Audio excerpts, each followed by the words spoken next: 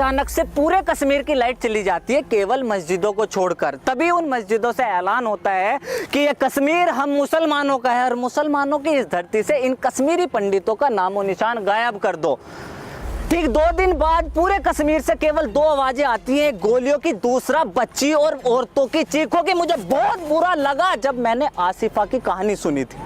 मुझे नींद नहीं आई। मैं पूरी रात ये सोचता रहा कि अपने इस गुस्से को अपने शब्दों में कैसे उतारूं। सुबह लोग सोकर नहीं उठे थे और 5 बजे सड़क पर मैं उस बच्ची के इंसाफ की वीडियो बना रहा था, लेकिन मुझे समझ नहीं आया कि पूरे कश्मीर में उन लाखों हिंदू कश्मीरी पंडितों की जो चीखें थी वो इस सेकुलर भारत को क्यों नहीं सुनाई थी। जिस तरह बाबरी मस्जिद को गिराया गया करोड़ों हिंदू की तरह, मुझे भी वो तरीका सही नहीं लगा। लेकिन जब कश्मीर में हजारों मंदिरों को तोड़कर उनकी दीवारों पे ये लिख दिया गया कि यहाँ एक बार पेशाब जरूर करें, हजारों मंदिरों पर सेकुलर भारत में सेकुलर सरकार के सामने किसी को कोई फर्क नहीं पड़ा।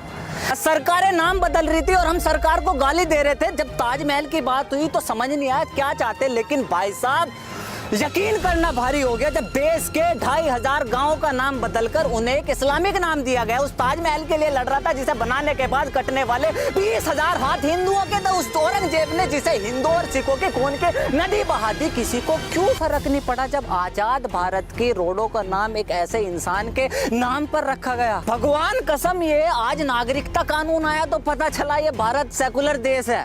मैं भूल गया था कि बंटवारे के टाइम 1947 में तो संविधान था ही नहीं। ये हिंदू ही भाई थे जिन्होंने कहा था कि मुसलमान भी हमारे भाई है, जो इस देश में रहना चाहता है वो रह सकता है। आज उसी हिंदू से ये पूछा जा रहा है, भाई साहब ये हिंदुस्तान के तेरे बाप का है। पहले बाबर, फिर हुमायूं, फिर अकबर, जहांगीर, शाहजहां, औरंगजेब, उसके बाद अंग्रेज, उसके बाद बंटवारा, उसके बाद इन राजनीतिक पार्टियों की 70 साल की नीतियों ने इस देश के हिंदुओं के चुत्तड़ मारने के अलावा और कुछ नहीं करा। और अब मुझे कोई ये समझाएगा कि इस CAA और NRC में किसी भी हिंदू का क्या लेना देना है। सबसे पहले तो ये नागरिकता कानून है क्या? मुसलमानों को छोड़कर बंटवारे के समय पाकिस्तान, अफगानिस्तान और बाद में बांग्लादेश में भारत का जो भी नागरिक रह गया था बाद में प्रताड़ित हुए, जान बचाकर भारत वापस आ गए। आज 70 साल बाद उसे भारत की नागरिकता दी जा रही है। चूंकि इन 3 देशों में भारत के मुसलमान नहीं रहते, इसलिए इस कानून से मुसलमानों को बाहर रखा गया है। लेकिन सवाल यह है कि सरकार CAA कानून ला क्यों रही है? वेस्ट की दुनिया मुसलमानों को एक रेडिकल इस्लाम और आतंकवाद की नजर से देखती है, लेकिन केवल एक भारत का ही मुसलमान ऐसा है जिसे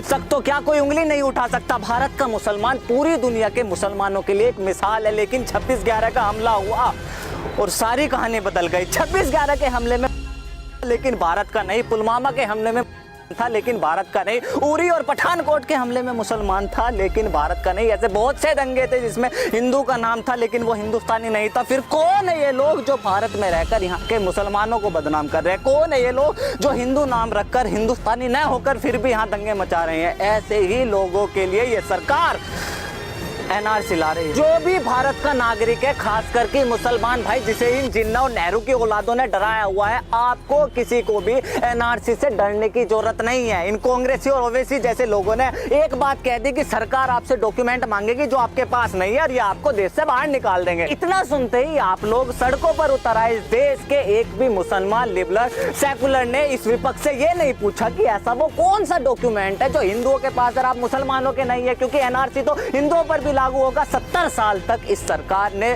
गरीबी हटाओ देश बचाओ का नारा दिया। 70 साल तक अपने आप को एक मुसलमानों की सरकार बताई और आज 70 साल बाद यही सरकार मुसलमानों कह रही है कि आप पे एक ऐसा दस्तावेज नहीं है जो आप अपनी नागरिकता साबित कर दो। ऐसे पाखंडी घुसपैठी सरकारों पर आप सड़क पर आ रहे हैं। मुझे पता है ये गुस्सा बहुत सारी चीजों का है। गरीब को घर घर में बिजली, चूल्हे की जगह सिलेंडर, सभी को बैंक खाते, गांव में सुविधा, व्यापारियों को GST, किसानों को सब्सिडी और देश को सही मायने में कश्मीर। मुझे पता है गुस्सा किन चीजों का है। सबसे पहले तो CAA इस देश के किसी भी मुसलमान की नागरिकता नहीं छीनता। दूसरा, हर देश का अपने एक रजिस्टर होता है जिसमें उस देश के नागरिकों के नाम होते हैं। उस रजिस्टर को देश का NRC रजिस्टर बोलते हैं। NRC केवल मुसलमानों के लिए नहीं बल्कि देश के हर एक नागरिक के लिए। तीसरा, अभी सरकार ने इस देश में NRC लागू नहीं किया। कौन से दस्तावेज लिए जाएंगे, कितने साल पुराने होंगे, लाइन लगेगी या नहीं लगेगी, कितना खर्च आएगा, अभी तो सरकार ने इन सब चीजों का जिक्र ही नहीं करा। जो चीज अभी आई नहीं, लागू नहीं हुई, दिशा निर्देश नहीं मिले, उस चीज के लिए पिछले 10 दिन से इस पूरे देश में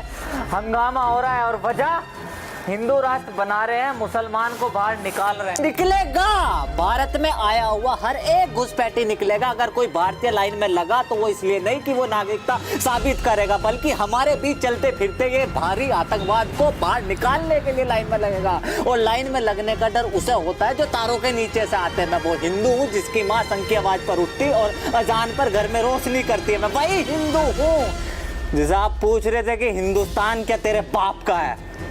this is Alok Kumar from talk. See you next video. जय हिंद।